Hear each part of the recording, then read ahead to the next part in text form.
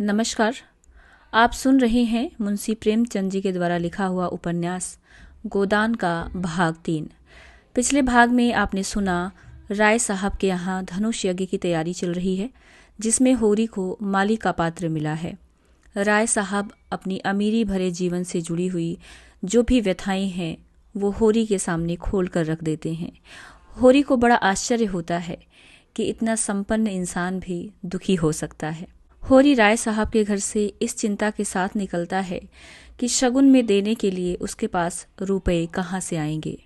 अब कहानी को आगे बढ़ाते हैं। होरी अपने गांव के समीप पहुंचा तो देखा अभी तक गोबर खेत में ऊख गोड़ रहा है और दोनों लड़कियां भी उसके साथ काम कर रही हैं। लू चल रही थी, बगुले उड़ रहे थे, भूतल धधक रहा था, जैसे प्रकृति ने वायु में आग घोल दिया हो। ये सब अभी तक खेत में क्यों है? क्या काम के पीछे सब जान देने पर तुले हुए हैं? वो खेत की ओर चला और दूर से ही चिल्लाकर बोला, आता क्यों नहीं गोबर? क्या काम ही करता रहेगा? दोपहर ढल गई, कुछ सूझता है कि नहीं? उसे देखते ही तीनों ने कुदालें उठा ली और उसके साथ हो लिए। गोबर सांवला, लंबा, इकहरा युवक था, जिसे इस काम में रुचि ना मालूम होती थी। प्रसन्नता की जगह मुख पर असंतोष और विद्रोह था। वो इसलिए काम में लगा हुआ था कि वो दिखाना चाहता था उसे खाने पीने की कोई फिक्र नहीं है। बड़ी लड़की सोना लज्जाशील कुमारी थी, सांवली, सुडौल, प्रसन्न और चपल। गाढ़े की लाल साड़ी जिसे वो घुटनों से मोड़कर कमर में बांधे हुए थी, उसके हल्के शरीर पर कुछ लदी हुई सी थी और उसे प्रौढ़ता की गरिमा दे रही थी। छोटी रूपा 5-6 साल की छोकरी थी, मैली, सिर पर बालों का एक घोंसला सा बना हुआ, एक लंगोटी कमर में बांधे, बहुत ही ढीठ और रोनी। रूपा ने होरी की टांगों में लिपट कर कहा, काका देखो, मैंने एक ढेला भी नहीं छोड़ा। बहन कहती है जा पेड़ तले बैठ। ढेले ना तोड़े जाएंगे काका तो मिट्टी कैसे बराबर होगी? होरी ने उसे गोद में उठाकर प्यार करते हुए कहा, तूने बहुत अच्छा किया बेटी, चल घर चलें।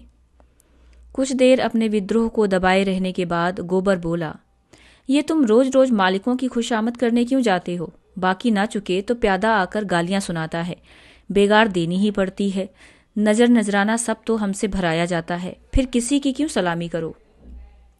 इस समय यही भाव होरी के मन में भी आ रहे थे, लेकिन लड़के के इस विद्रोह भाव को दबाना जरूरी था। बोला, सलामी करने ना जाएं तो रहें कहीं। भगवान ने जब गुलाम बना दिया है तो अपना क्या बस है। यह इसी सलामी की बरकत है कि द्वार पर मड़ैया डाल ली और किसी ने कुछ नहीं कहा। घूरे ने द्वार पर खूंटा गाड़ा था, जिस पर कारिंदों ने 2 रुपये डांड लिए थे। तलैया से कितनी मिट्टी हमने खोदी, कारिंदा ने कुछ नहीं कहा। दूसरा खोदे तो नजर देनी पड़े। अपने मतलब के लिए सलामी करने जाता हूँ।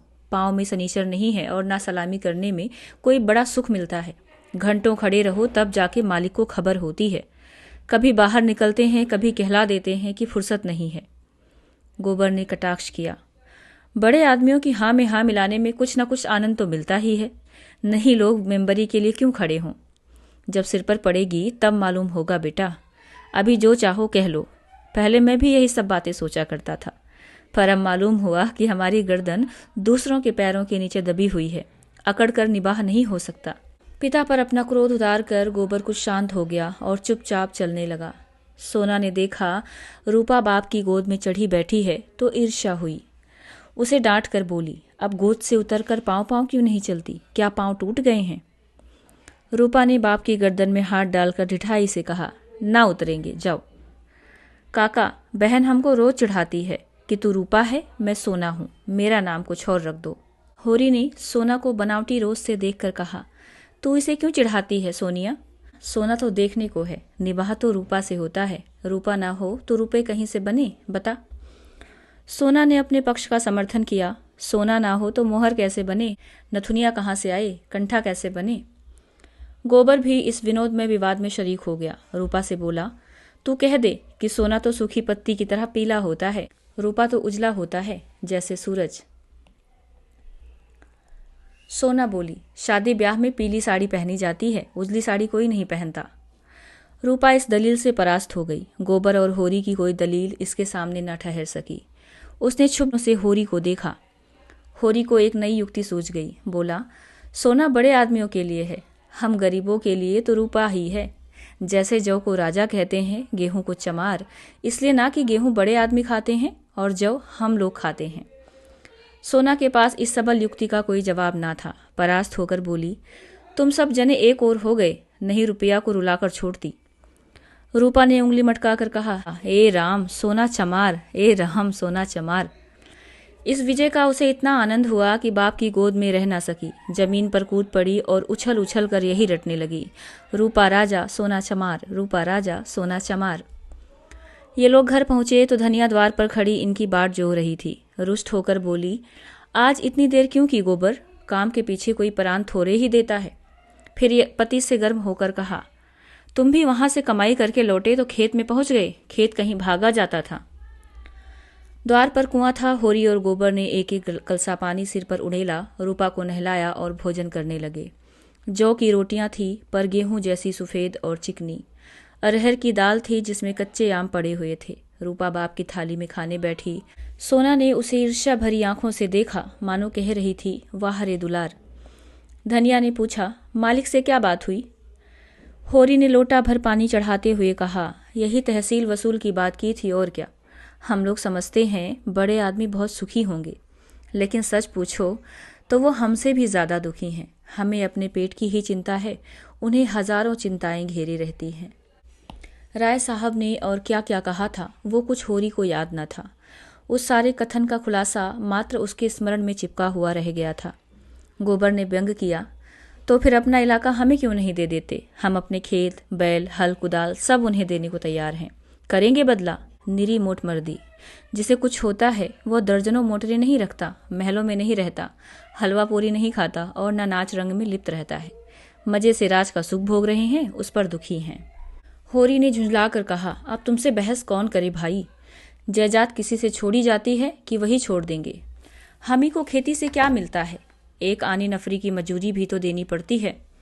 जो 10 रुपये महीने का नौकर है वो भी हमसे अच्छा खाता पहनता है, लेकिन खेतों को छोड़ा तो नहीं जाता। खेती छोड़ दें तो और क्या करें। नौकरी कहीं मिलती है, फिर मर्जाद भी तो पालना ही पड़ता है। खेती में जो मर्जाद है वो नौकरी में तो नहीं है। इसी तरह जमींदारों का हाल भी समझ लो, उनकी जान को भी तो सैकड़ों रोग लगे हुए हैं। हाकिमों को रसद पहुंचा, उनकी सलामी करो, अमलों को खुश करो, तारीख पर मालगुजारी ना चुका दें तो हवालात हो जाए, कुड़की आ जाए। हमें तो कोई हवालात नहीं ले जाता, 2-4 गालियां घुड़कियां ही तो मिलकर रह जाती हैं। गोबर ने प्रतिवाद किया, ये सब कहने की बातें हैं। हम लोग दाने दाने को मोहताज हैं। देह पर साबित कपड़े नहीं हैं, चोटी का पसीना एड़ी तक आता है तब भी गुजर नहीं होता। उन्हें क्या, मजे से गद्दी मसनद लगाए बैठे हैं, सैकड़ों नौकर चाकर हैं, हजारों आदमियों पर हुकूमत है। रुपए न जमा होते हों पर सुख तो सभी तरह का भोगते हैं। धन लेकर आदमी और क्या करता है।